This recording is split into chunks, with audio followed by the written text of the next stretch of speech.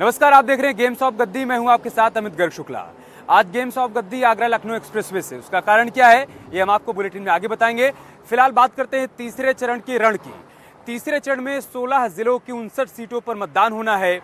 20 फरवरी को मतदान होगा। उससे पहले शनिवार को तमाम तैयारियां पूरी हो जाएंगी और रविवार को सुबह 7 बजे से मतदाता अपने अपने पोलिंग बूथ पर जाकर अपने मताधिकार का इस्तेमाल करेंगे। तो चलिए सबसे पहले एक रिपोर्ट के जरिए तीसरे चरण का पूरा लेखा जोखा देख लेते हैं।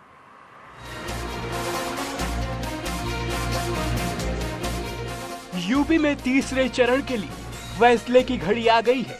एक दिन बाद यानी रविवार को जनता प्रत्याशियों की किस्मत का फैसला करने वाली है। शुक्रवार को शाम 6 बजे से तीसरे चरण के लिए प्रचार थम गया है। रविवार को सुबह 7 बजे से जनता अपने मनपसंद प्रत्याशियों के लिए वोटिंग शुरू कर देगी। इसके लिए चुनाव आयोग ने पूरी तैयारी भी कर ली है।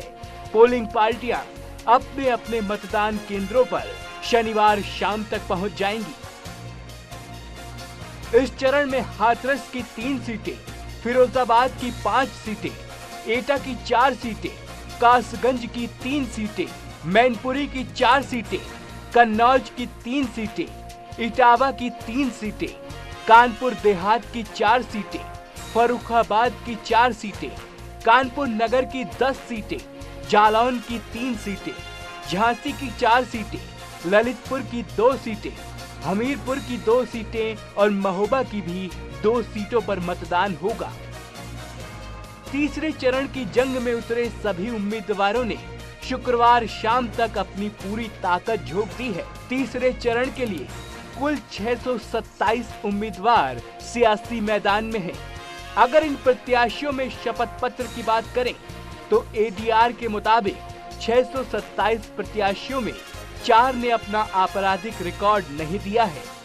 ऐसे में 623 में से 135 पर आपराधिक केस दर्ज है, जिसमें 103 पर तो गंभीर केस चल रहे हैं। अगर पार्टियों की बात करें तो बीएसपी के 59 प्रत्याशियों में 23 पर केस दर्ज है। कांग्रेस की बात करें पर दाग लगे हैं। समाजवादी पार्टी में 21 उम्मीदवारों पर केस है तो बीजेपी के 20 उम्मीदवारों पर आपराधिक मामले हैं।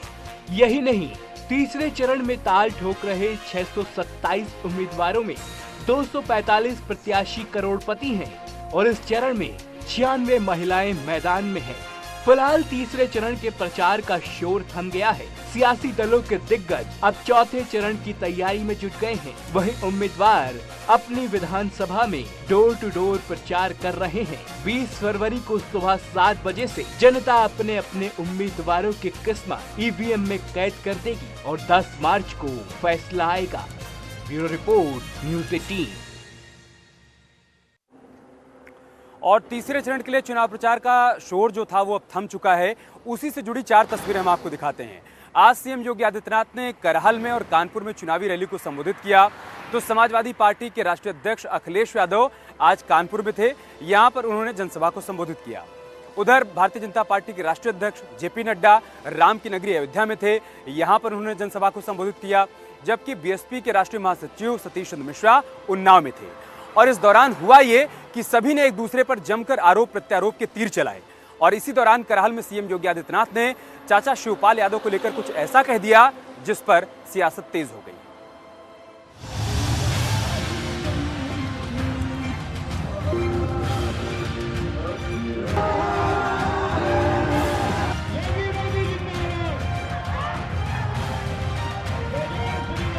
सियासत में तस्वीरें कई संदेश देती हैं। गुरुवार को करहल में सभा करने के बाद अखिलेश यादव ने अपने हाईटेक बस से गृह जिले इटावा में रोड शो किया। इस रोड शो में अखिलेश यादव ने पिता मुलायम के साथ चाचा शिवपाल को भी साथ लिया। इसी बीच बस के अंदर से कुछ तस्वीरें ऐसी आईं जिस पे सियासत तेज हो गई है। ये देखिए। पिता मुलायम सिंह हॉट सीट पर बैठे हुए हैं। उनके बगल में चाचा शिवपाल सीट के हैंडल पर बैठ गए। वहीं अखिलेश यादव दूसरी तरफ आसन जमाए हैं। इसी तस्वीर को लेकर बीजेपी ने अखिलेश यादव पर निशाना साधा है। सीएम योगी ने शिवपाल के बहाने अखिलेश पर तंज कसते हुए कहा कि समाजवादी पार्टी में चाचा की दुर्गति हो रही है। देख रहे होंगे मुझे कल एक तस्वीर से आज के समाचार पत्रों में बड़ी हंसी आई और मैं अफसोस भी कर रहा था। बेचारा शिवपाल जो प्रदेश का नेता था, कल उसको बैठने के लिए कुर्सी भी नहीं मिली। कैसे वहां कुर्सी नहीं मिली और वह मुंह लटकाए बैठा था। क्या दुर्गति थी उसकी।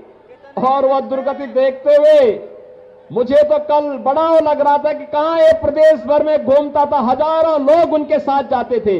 नेताजी का प्रमुख सिपा सालार हुआ करता था और कल उस बेचारे को कुर्सी का हत्ता मिला बैठने के लिए, कुर्सी का हत्ता। यानी आज के दिन पर अगर किसी व्यक्ति को आप दुर्गति का जीता जागता नमूना देख सकते हैं तो शिवपाल यादव उसका एक जीता जागता नमूना आपको मिल जाएगा। तस्वीरों पर सियासत यही नहीं थमी। शिवपाल यादव ने पलटवार करते हुए लिखा, इटावा की समाजवादी एकता की प्रतीक तस्वीर के आने के बाद भाजपा की बौखलाहट बढ़ गई है। नकारात्मकता, अशांति पैदा करना, व्यक्तिगत हमला व चरित्र हनन करना, यही भाजपा का हथियार है। भाजपा के शब्दकोश में तरक्की और विकास जैसे शब्द नहीं हैं। थोड़ा इंतजार करिए, 10 मार्च भाजपा साफ। समाजवादी पार्टी के लिए करहल और इटावा की सीट प्रतिष्ठा बनी हुई है। ऐसे में पूरा कुनबा एकजुटता दिखाने की कोशिश कर रहा है। 2016 के बाद पूरा परिवार एक बार फिर साथ नजर आया है, जिसके बाद बीजेपी शिवपाल की तस्वीर पर हमलावर हो गई है। Bureau report, news 18। बुलेटिन की शुरुआत में हमने आपको कहा था कि आज का games of Gaddi Agra Lucknow expressway से। उसका कारण यह है कि हम मैनपुरी के करहल विधानसभा क्षेत्र से लौट रहे हैं। वहां की सियासत में इस वक्त जो माहौल गरमाया हुआ है उसको समझकर। उसका कारण यह है कि एक तरफ मुलायम सिंह यादव के बेटे और समाजवादी पार्टी के राष्ट्रीय अध्यक्ष अखिलेश यादव ताल ठोक रहे हैं, तो उनके सामने मुलायम सिंह यादव के शिष्य एसपी सिंह बघेल ताल ठोक रहे हैं। और इस दौरान बयानबाजी का दौर भी वहां पर तेज है। जहां अखिलेश यादव ने कहा कि एसपी सिंह बघेल अब सोच रहे होंगे कि हमसे दोस्ती कर लें, तो एसपी सिंह बघेल ने कहा कि मैं चुनाव इसलिए नहीं लड़ रहा हूं कि दोस्ती कर लूं, चुनाव इसलिए लड़ रहा हूं ताकि दुश्मनी का रिन्यूअल हो जाए। दोस्ती करने के लिए चुनाव लड़ना पड़ता है या दोस्ती करने के लिए रात में घर पे जाया जाता है? दोस्ती हो रही है या दुश्मनी का लाइसेंस रिन्यू हो रहा है? विरोधी के पास वोट नहीं है और वो सब दल में घूम आया है। कोई दल नहीं बचा जिसमें ना घूम के आया हो सकता है नंबर लगाया हो कि समाजवादी पार्टी में भी आ जाएंगे बाद में, इसीलिए संबंध बनाने करहल में आया है। और बयानबाजी का एक और दौर आपको दिखाते हैं। जालौन में ओवैसी साहब थे, वहां पर मौजूद लोगों को संबोधित करते हुए बीजेपी और समाजवादी पार्टी पर कैसे उन्होंने निशाना साधा है वो भी देखिए आप। बीजेपी ये एक सिक्के के दो रुख है, याद रखिए आप। अखिलेश और योगी ऐसा लगता है कि दो बिछड़े हुए भाई हैं। दोनों की मानसिकता एक ही है। दोनों गुरूर और तकब्बुर अहंकार से डूबे हुए हैं। दोनों अपने आप को नेता नहीं बल्कि बादशाह सलामत समझते। 2022 में कांग्रेस पार्टी उत्तराखंड में अपनी सरकार बना पाएगी या नहीं बना पाएगी, ये 10 मार्च को साफ होगा। लेकिन उससे पहले कांग्रेस पार्टी में मुख्यमंत्री पद को लेकर किस तरीके से खींचतान मची हुई है, कैसे सियासत तेज हो गई है और कैसे बयानबाजी का दौर चल रहा है, वो आप इस रिपोर्ट के जरिए समझिए।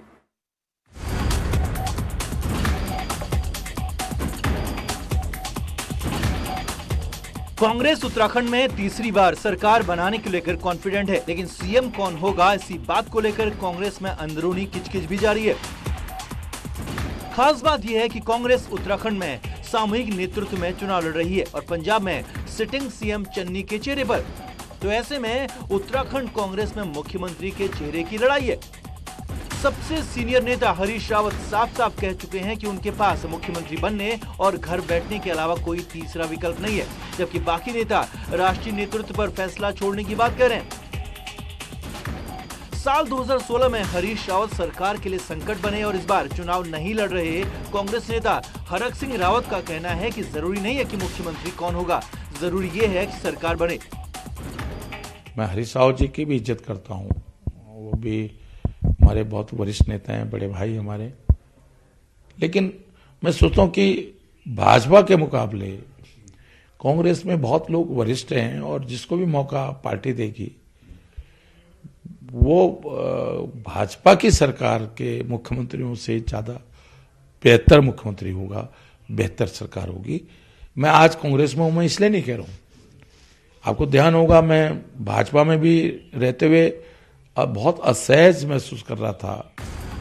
कांग्रेस नेता इस बार 36 से ज्यादा सीटें जीतने का आकलन लगा रहे हैं, लेकिन अगर कांग्रेस बहुमत के आंकड़े से दूर रही तो समर्थन से सरकार बनाने की सूरत में कांग्रेस में मुख्यमंत्री की कुर्सी को लेकर कंट्रोवर्सी हो सकती है और फिर ये झगड़ा कहीं पार्टी के लिए झटके की वजह न बन जाए। हम कांग्रेस के अनुशासित लोग हैं। राष्ट्रीय अध्यक्ष सोनिया गांधी, राहुल गांधी जी में आस्था रखने वाले लोग हैं, कांग्रेस में आस्था रखने वाले लोग हैं। जो निर्णय राष्ट्रीय नेतृत्व लेगा हम उसके साथ खड़े होंगे। हम कोई भी जो है कंट्रोवर्सी जो है सरकार चलाने में पैदा नहीं करना चाहिए। कांग्रेस ने इस साल 2017 का चुनाव छोड़कर बाकी चुनाव बिना चेहरे के लड़े, लेकिन मुख्यमंत्री पद को लेकर बड़े नेताओं में झगड़े जैसे 2002 में थे। 20 साल बाद 2022 में भी हालात कमोबेश वही हैं। ऐसे में अगर बिना चेहरे के चुनाव लड़ रही कांग्रेस बहुमत के आंकड़े से चूकी तो सबसे बड़ी कुर्सी की चाहत पूरी पार्टी को बड़ी आफत में डाल सकती है। देहरादून से न्यूज़ 18 के लिए दीपांकर भट्ट की रिपोर्ट।